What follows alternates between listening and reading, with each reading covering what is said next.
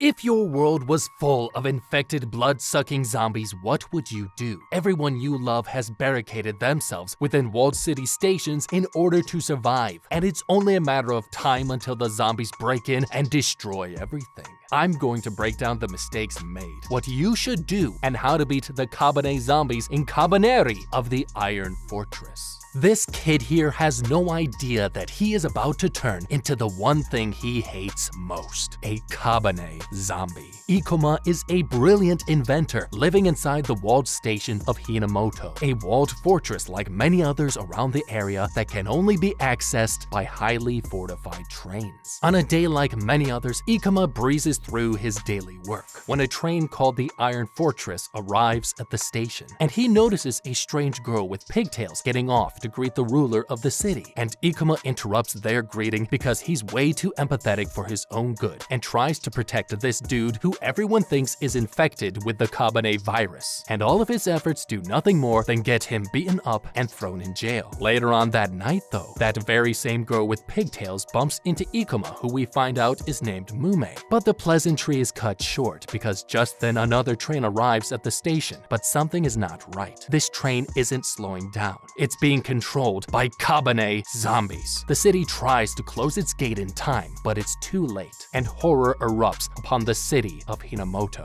Okay, this is insane, and now everything is about to go to shit. These stations around the nation have been active since the Kabane outbreak when it first began over 20 years ago. But now the amount of stations around the country that are safe and still active have been dwindling thanks to increased Kabane attacks. This means that the station of Hinomoto should have been all the more careful when it comes to security around the station. If we noticed, the guards at night right before the train came were already on low alert, and they expected the train to slow down on their own accord, and as a result left their gate wide open. But if my world had been taken over by Kabane zombies, I frankly wouldn't trust shit, let alone the brakes of a train conductor. These guards, or more importantly, this city station should have had stricter security measures. Like for starters, they should have had all trains come to a complete and full stop right before they're about to cross the bridge gate. By doing this, they could have prevented this incident from happening to begin with, by having a policy that all trains will be fired upon if the train does not come to a complete stop prior to crossing the bridge gate, and have the train thoroughly inspected and everyone on board inspected before allowed inside, and then have everything looked over again before letting them into the actual city. Now, even with the gate closed, this train could have still crashed through it, but the fact that they didn't plan for any of this only goes to show you whose fault all of this really is. We should probably fire those guards. The train crashes into the walled city station, and thousands of Kabane zombies are flung into the populated streets. And that's when the horror begins. Left and right, men, women, and even little children are getting eaten alive by the Kabane. Ikoma breaks out of jail and runs back to his lab to get his modified piercing cannon that he created specifically to puncture the Kabane's metal cage around its heart. But in the meanwhile, terror continues to reign supreme, and everyone anyone ever knew gets devoured as the whole city gets torn apart. It's every man for himself. Elsewhere, the ruler of the city leaves his only daughter while he tries to clear a pathway to the only escape left within the city, the Iron Fortress itself. Little does he realize that he'll never get there alive.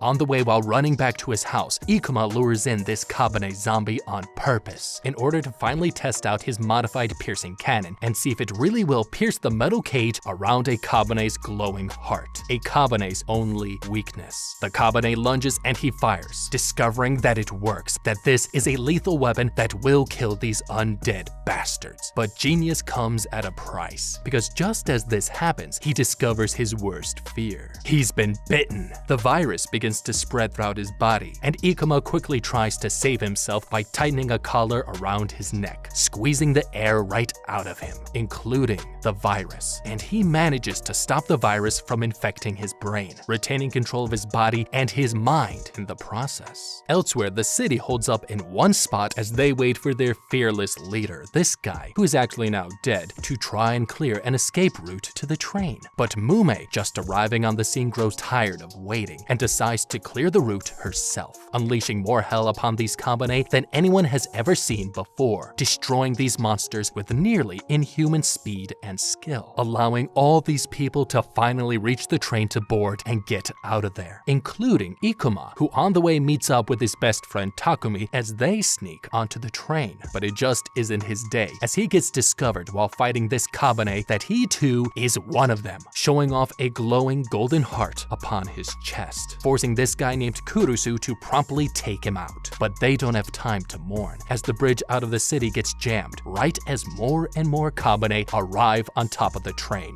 Everyone on the train prepares for hell to be unleashed, but then they notice the most insane thing happening outside. It's Ikoma, alive and human, killing Kabane after Kabane, clearing the track of stragglers and unjamming the bridge, setting the train free. Holy crap, this is a huge deal. Now, with viruses in general, it's not uncommon for some people to become infected with a virus only to have their immune system spontaneously clear up the virus from their system, keeping them from developing the actual virus. Now, judging from what we can see, we don't know the full situation yet. Ikuma may be somewhat asymptomatic, since he's clearly not acting like a Kabane zombie, or if his immune system may truly be resistant to this outbreak. Now, judging from the time period, I doubt they have access to such gene editing technologies like we do today, like CRISPR technology, to enable geneticists to find a way to perform and manipulate the genetics of Ikuma in the hopes of finding a cure. But still, Ikuma could be seriously useful to them. Since the outbreak 20 years prior, literally not one person has been found to have an immunity in any sense to this virus, which makes Ikuma an incredibly rare find. I can't even emphasize how much. If Princess Ayame has any sense, she'll tell Kurusu and his lackeys to grab Ikuma and lock him up till they can study him better, because it's doubtful that they'll end up killing the entirety of the Kabane population ever, which means their best bet is finding a cure to this horrifying disease. Because just like an event that happened in 1994, when doctors found a man named Stephen Krohn who had been exposed to numerous HIV-positive partners, but was found to have no signs of HIV infection whatsoever. Resistance in any sense of the word to a pathogen is rarely as simple as one mutation made in the body. Rather, there may be several genes and proteins at work that confer resistance, meaning finding a cure with Ikuma in their custody will be hard enough. And without him, well, they may never get another chance like this again. Takumi then throws Ikuma a lifeline, literally, but Ikuma refuses to grab it, wanting to die rather than be the thing he hates most. But Mumei is less of a whiner than this kid is and swoops in to save the day, and Ikuma, aiding Takumi in rescuing his best friend. But back on the train, Kurusu still doesn't trust Ikuma, so Mumei helps him out by revealing the most simultaneously awesome and horrifying thing ever. She reveals to everyone that she too has a glowing heart, that they're not human nor Kabane, but something in between, calling her and Ikuma a Kabaneri. But Kurusu doesn't care and isn't trusting either of them, until Princess Ayame eases the tension by permitting the two Kabaneri to stay in the boiler room for the rest of the trip.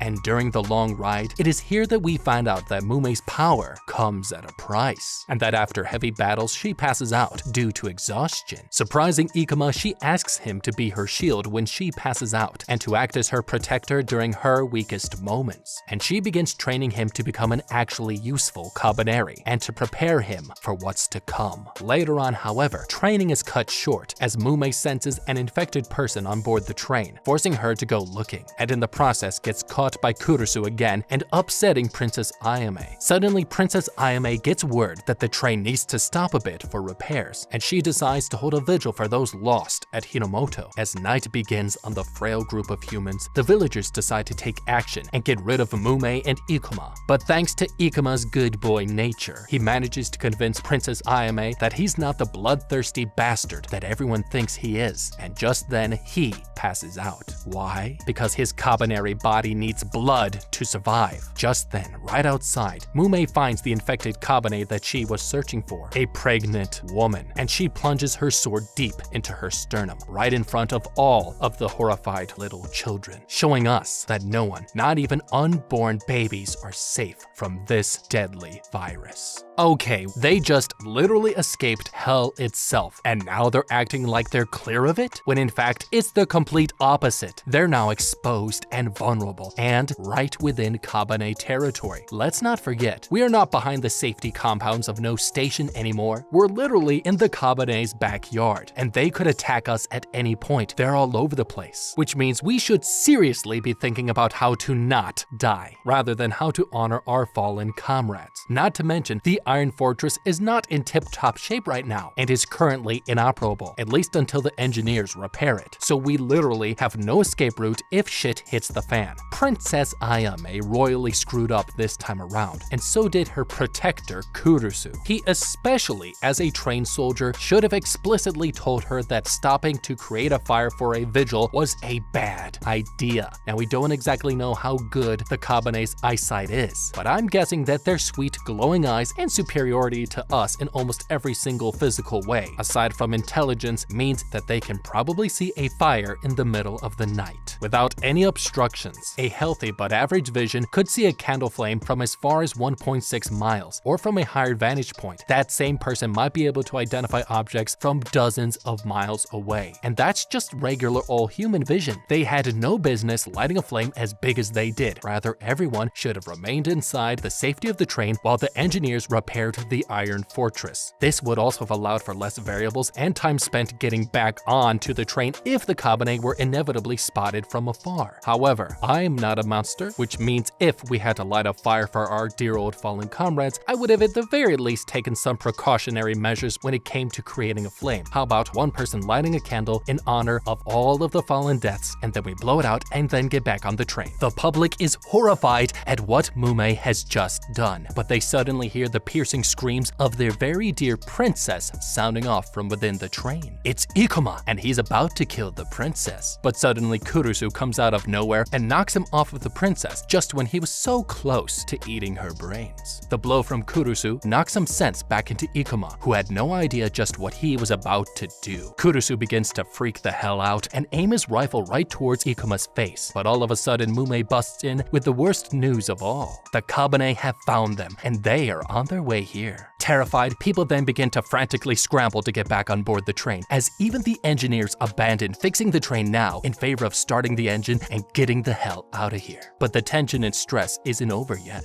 because the passengers of the train begin to resent Lady Ayame, thinking that she isn't fit to be in charge, and strip her of her power, and they decide to lock up the rest of the Kabaneri on board, along with forcing the Iron Fortress to make a change of course on their way to the town of Kongukaku by taking the faster and way more dangerous course through the mountains. Later on, as the train reaches the sinister mountains, the horrors that await them there are finally unveiled, and it couldn't be more terrifying. Hundreds of Kabane then begin to fall onto the roof of the train, along with an even more rare and even deadlier breed of Kabane known as the Wazatori, or learner Kabanes, which are samurai-turned Kabane who retain their warrior skills from when they were alive. Okay, we are in some serious shit right now. If you thought the average old Kabane was dangerous, wait till you come face to face with one of these. This Kabane is one who has lived long enough to gain proficiency with a specific set of skills from their time as a human, enough to retain some or most of its muscle memory in its Kabane form. And for all of you non-gym bros out there, I'm not one of them though, sorry. Muscle memory simply is the form of procedural memory that involves strengthening a specific motor task into memory through repetition. This is synonymous with motor learning, that even if you stopped working out for ages, once you got your ass back in the gym, all your gains from the past would come back at an exponential rate. Which means even if these Wazatori Kabane took a break from handling a sword, you can bet your ass that their sword skills are still as sharp as ever. Or at least it won't take long for them, even in Kabane form, to get back to their full deadly potential, which means we need to be extra careful with them.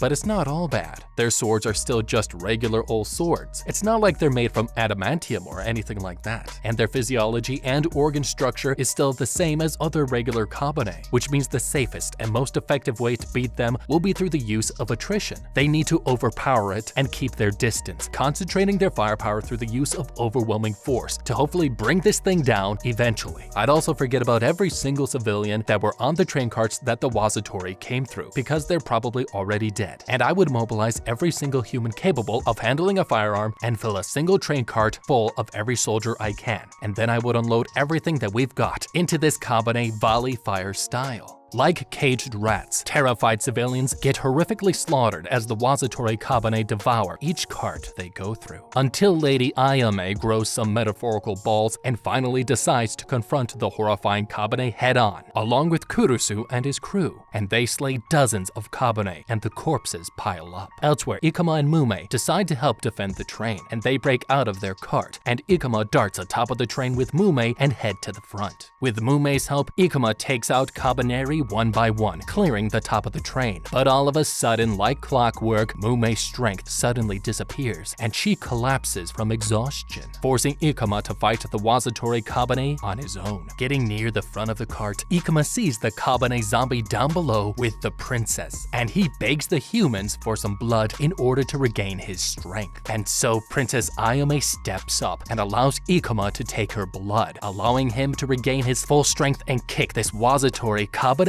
ass right off the train, showing everybody just how invaluable these Kabaneri really are. This also prompts Lady Ayame to let them stay on the train indefinitely and begins to supply them with her own blood when needed. And following her example, everybody else joins in on the blood drive. Time passes as the train gets closer and closer to Kongukaku, and Ikuma helps the team improve their firearms and swords with the very tech that he invented for his piercing cannon, preparing the weapons for the hell that could come down on them at any moment. Just then they arrive at Yashiro Station, but something is off, as it seems empty, or perhaps overrun with Kabane, which means that the group must be careful. And to add to their problems, a watchtower has collapsed onto the tracks, meaning there's no way to continue on with their journey unless they find some way to remove it and get it done quickly. The survivors of this station warn them of a black smog that engulfed the entire station prior. Just then, Mumei notices this old man who signals her to follow him outside, revealing to us that she is actually on a mission for her brother, Lord Biba, known as the Master. The old man then tells Mumei that they think she's gotten soft, and that if she keeps this up, she'll be permanently disposed of. He then warns her to complete her mission or else. Elsewhere, the team plans to head to the boiler station to operate the crane in order to remove the watchtower from the tracks, and they quickly jot down a slower route to get there. But Mumei then suddenly shows up agitated as hell, and she quickly dismisses their plan, opting to instead head straight there and kill anyone who gets in her way. Something seems up with her, so Ikoma warns her to not head straight into the boiler station because they don't know what awaits them. But thanks to her stubbornness, Mumei shrugs it off, not realizing the mistake she just made.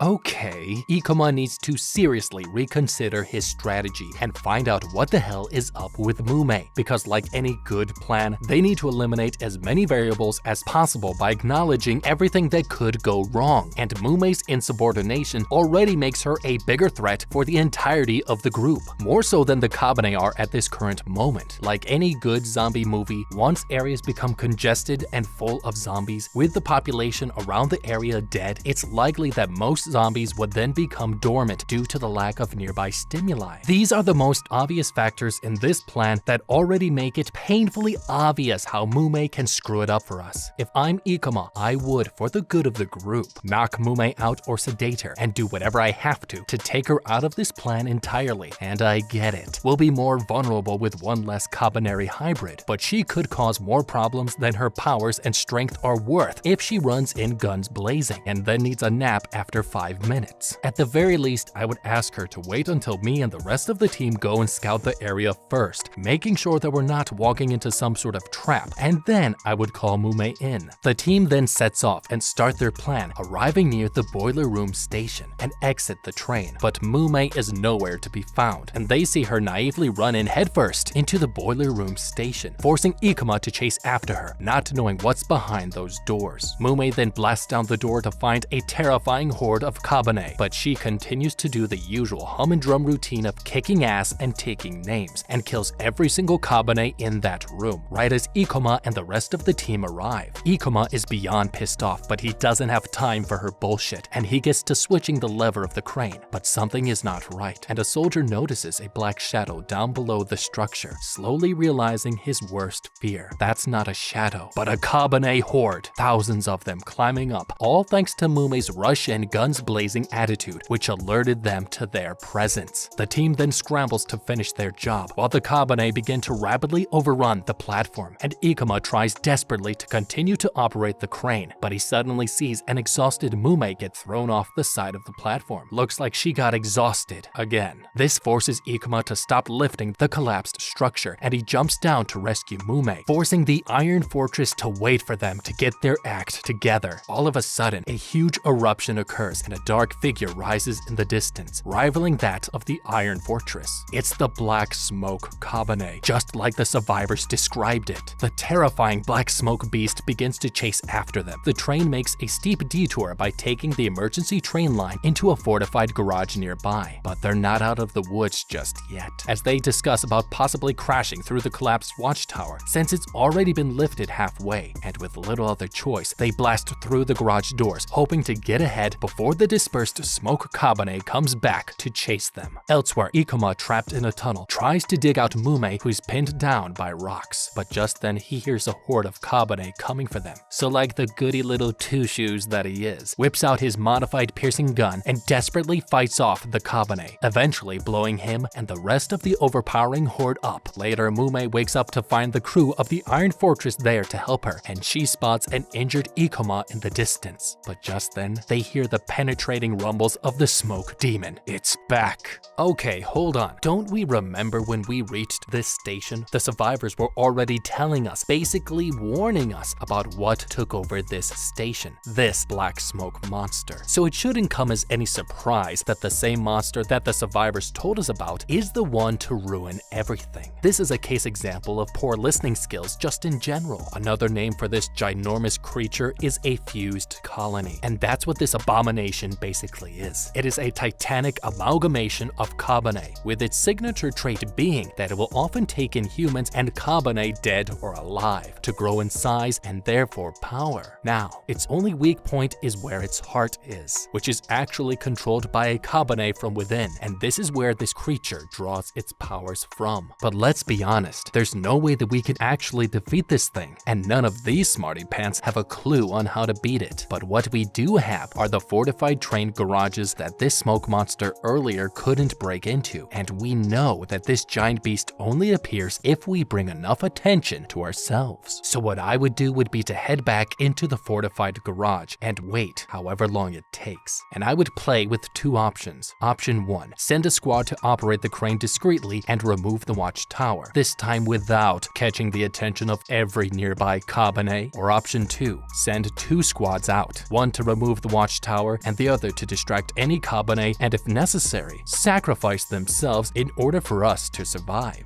And aside from that, there's not much more that needs to be said.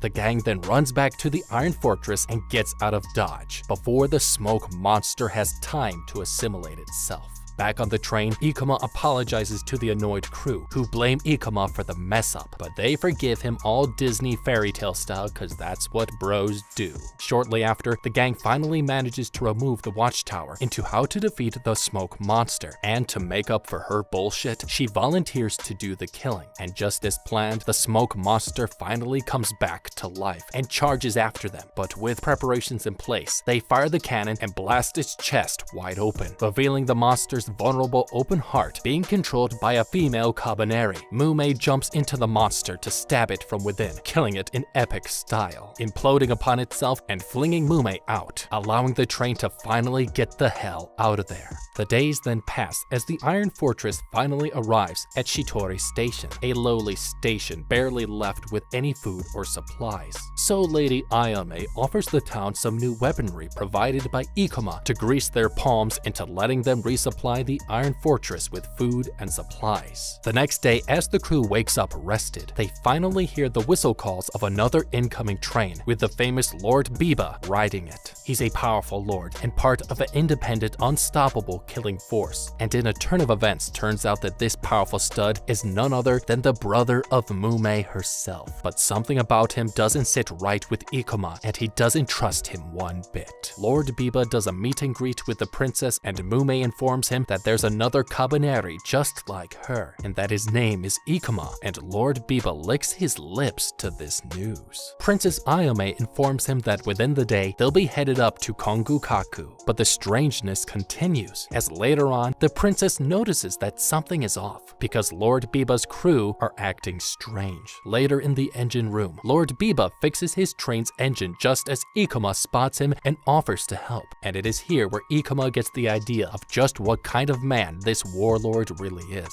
He tells Ikoma that he believes that the weak around the world deserve to die, and that only the strong can survive. And just then, another Kabane attack occurs, and this time we get a front row seat into just how lethal and deadly Lord Biba and his crew really are, as him and his army take out dozens of Kabane with ease. And out with those monsters pops up the old man himself. That this attack was all a trick to lure Lord Biba out of the station to be murdered, but the old man is too slow for his own good and dies by Lord Biba's hands, who kills him mercilessly right as Ikoma bears witness to it all. Something is not right with Lord Biba, and Ikoma should trust his gut. Now, based on our brief interaction with Lord Biba, we've already learned his radical worldview on everything, which is completely littered with red flags. It is clear by what he said that this dude is a total sadistic nutjob. The weak die and the strong survive. I mean, who talks like that? Lord Biba is a charismatic young leader whom everyone looks up to and respects, and has a way with the masses. Judging from how politically astute he is with engaging people, he is also ruthlessly deceptive with an extremist mindset. This dude spells trouble, and even though we don't know everything there is to know about him, we already learned more than enough. Even if we asked Mumei about her brother, it seems as though he is a lonely guy who's confused about his sense of identity, withdrawn from his own family as seen by how Mumei talks to him, and he's completely fine with violence towards people, and we've just found out about his extreme worldview. And I'm also willing to bet that this mindset comes from him harboring his anger towards something, because no one has this insane of a worldview unless they are either completely nuts or suffering from past trauma. If I'm Ikoma, I would seriously ask Mumei everything there is to know about this guy, because not for a second can we trust him. And I would also warn Princess Ayame and Kurusu about him, because even if there's a slight chance that I'm right, based on his credentials alone, being a certified Kabane killer, this guy spells trouble. Just then, Lord Biba's men kill off the high-ranking members of the station in secret, and Biba offers himself to escort Princess Ayame and the Iron Fortress all the way to Kongukaku, out of the kindness of his heart, of course. So the princess accepts, but feels the same thing that Ikoma feels as well, that something is off about this guy. Later, Mumei wakes up in a pod, and this scientist reveals that the marker on her body is growing, and her brother asks Mumei for a favor, to steal the master key of the Iron Fortress from its owner, Princess Ayame, and like the good little snot that she is, Mumei accepts to do his bidding, leaving just as we find out that Lord Biba is even more of a psychopath than we could ever realize, and we see two men tied up within his dungeon Kabane-filled lair, who turn out to be spies for the shogun of Kongukaku, and who set up the old man to try and kill him.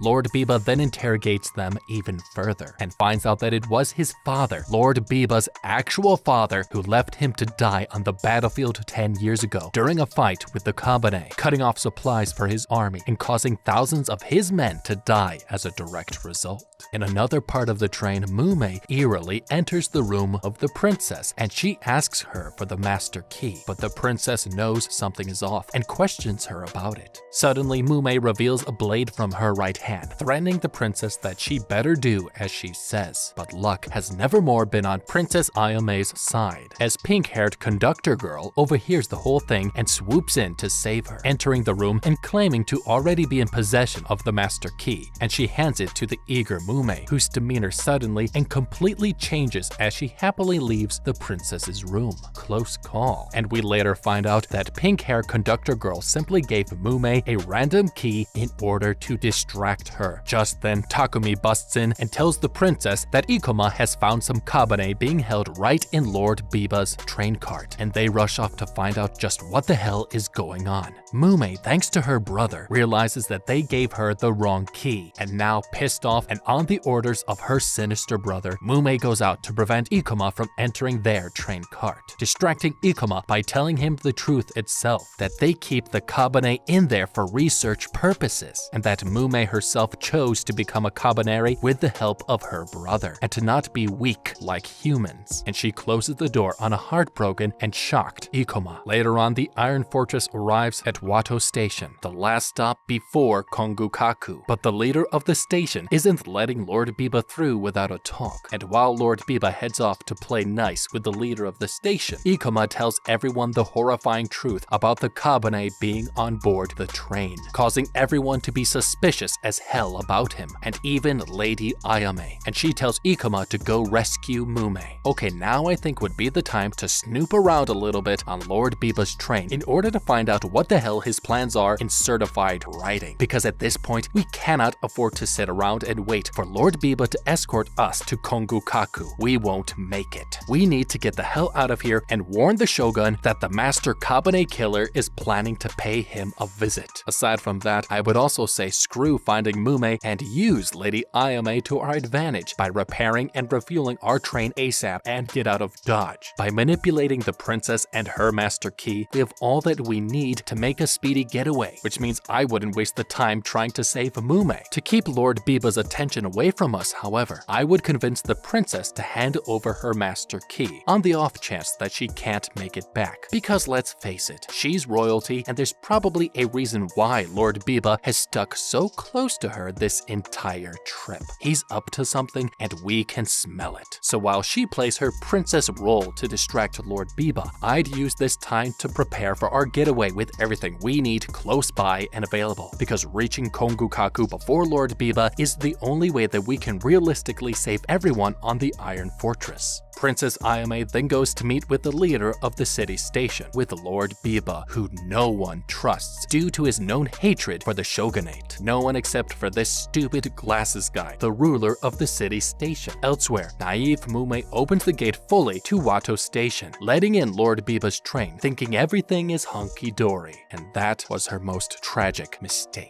All of a sudden, Lord Biba's train opens up and reveals thousands of Kabane, along with more Kabane being led right through the front gate, causing panic and killing everybody, shocking Mumei and making her realize that she was just a little pawn in Lord Biba's bigger scheme. And at that very same moment, back in the meeting room, Lord Biba kills Glasses Guy and his men, saying that this city needs to pay for the shogunate's mistakes all these years, and even takes Princess Ayame hostage. The Iron Fortress needs Princess Ayame's master key in order to start the train, so Kurusu goes to rescue her, while Lord Biba prepares even bigger plans, stabbing this blonde girl with a formula that turns her into another smoke monster. But with too much power comes insanity, and this chick loses her mind in the process, collapsing and going berserk until Lord Biba kills her. Her purpose has been fulfilled, and Lord Biba intends to use another test subject to use when they reach Kongukaku. Mumei is shocked at all of this, while Lord Biba calmly states that they will soon live in a world where only the strong will survive, showing everyone just how messed up this guy really is. And everything gets even bleaker, cause while Kurusu saves Princess Ayame, but then gets captured, everyone else in this innocent station, including children, die. And Ikoma also gets captured, along with Mumei. With everyone being captured, the train presses on to Kongukaku, and we find out that the prisoners are being forced to donate their blood for the Kabaneri. But Ikoma begins to make plans to escape, coordinating with his friends as to just how they'll do it. Elsewhere, Lord Biba convinces Princess Ayame to help him with his evil plans in exchange for the safety of her people. And in the process, we hear more about how Lord Biba was betrayed by his father. Later that night, Ikoma and his friends finally escape and take over control of their train cart and slowly take back one train cart at a time.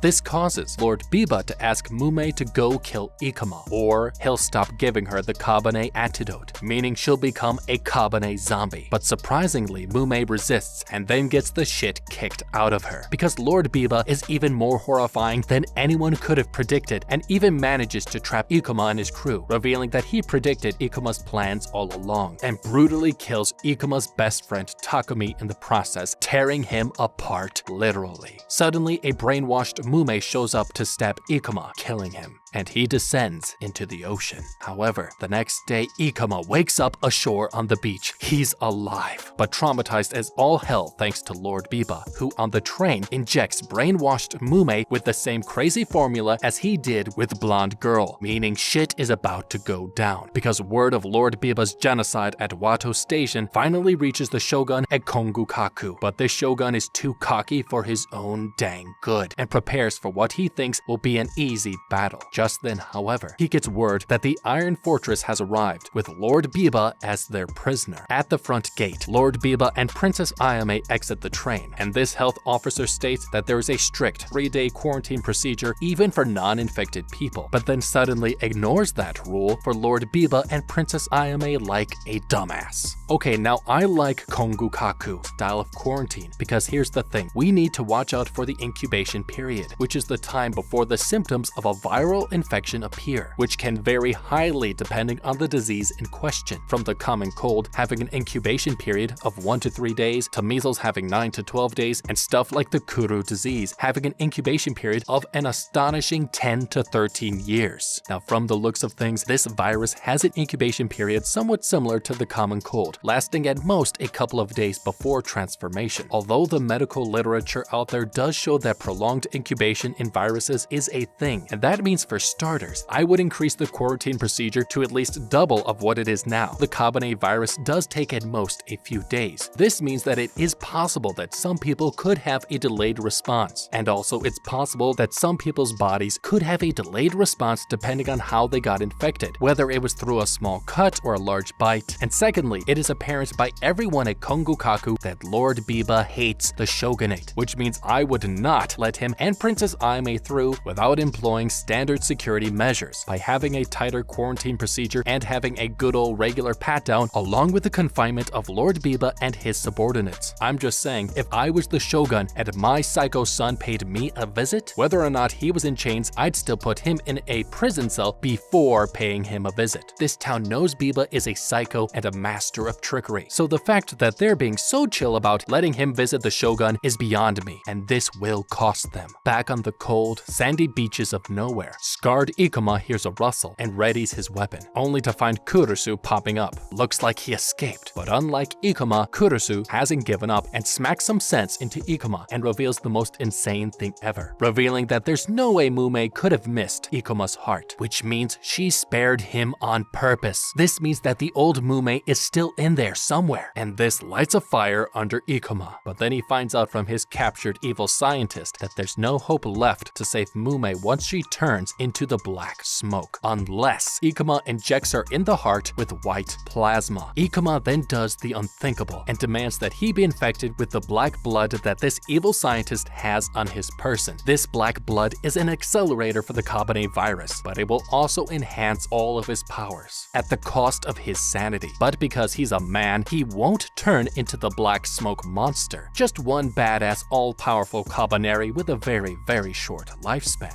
And so Ikuma stabs his own chest and takes off his collar, allowing the full power of the Kabane virus to flow through his veins, making him stronger than any Kabaneri before him. Meanwhile, back at Kongukaku, Lord Biba kneels before the all-powerful shogunate, and the boss man takes out an old knife from his son's belongings that he remembers giving Lord Biba when he was a child. And so, sneaky Lord Biba plays on his nostalgia by begging his father, the shogun, to kill him with that weapon. And so the shogun agrees. Readying his knife, he suddenly gets cut by it, and he begins to show signs that he's infected. Lord Biba then freaks everyone in the room out by saying that there are other Kabane hiding among the people, and even goes onto the intercom to let the people of Kongukaku know the same thing, that the Kabane are out among the people. Everyone, and I mean everyone, begin to freak out, and what comes next is an absolute slaughter, because nobody trusts anybody. And to make matters worse, Lord Biba pulls the same stunt that he did did at Iwato Station, unleashing thousands of Kabane from his train doors, allowing the Kabane to quickly take over the fortress, and countless people get slaughtered by the Kabane, men, women, and children, while Mumei as the black smoke continues to rain havoc across Kongukaku. Ikoma and Kurusu finally reach Kongukaku and take out Kabane after Kabane as they make their way to Mumei, with a plan to inject Mumei with the only white blood vial in existence, meaning Ikoma must give his life for Mumei's. Elsewhere, Lord Biba orders the evacuation of his troops and his people as he readies to take care of some personal matters, and he intends to hunt down Ikoma himself. And Lord Biba finds Ikoma, who at the same time also finds Mumei, prompting their battle over Mumei's soul to begin. The two warriors then go at it, as battle-hardened Lord Biba slays and slashes Ikoma down to his knees, proving who the better warrior is, until Ikoma, through sheer will, manages to kill Lord Biba. A now exhausted and almost lifeless Ikoma forces himself to go inject the cure into Mumei, reverting her back to her old self, and Ikoma passes out. But just then, Lord Biba comes back from the dead and demands Ikoma to continue to fight him until he gets a permanent timeout from his little sister, ending his reign of terror once and for all. Later, as hell continues to rain upon a ravaged Kongukaku, Lord Biba's men arrive at the Iron Fortress and make a deal with Princess Ayame. They'll show her the way out in exchange for letting them ride along with her, and she agrees, putting an end to the battle between the two factions that took so many lives. As the Iron Fortress makes its way out, they collect Ikoma, Kurusu, and Mumei continually pleads for Ikoma to come back to her, until he does, as we find out through convenient plot armor that Lord Biba ended up slipping Ikoma the only other white plasma in existence that he had on him, possibly indicating that in his last moments, Lord Biba finally managed to grow a heart. But literally not one person gives this a second thought, as the Iron Fortress happily makes its way out of a destroyed Kongukaku with another destroyed city on their list, and them not a step closer to winning the war against the Kabane. But on the plus side, all the main heroes survive, except for Takumi. Poor Takumi. But what do you guys think? Would you survive Kabaneri of the Iron Fortress? Let us know down in the comments below. Let us know what you like, what you didn't like. And as always, don't forget to check out our playlist and our social media.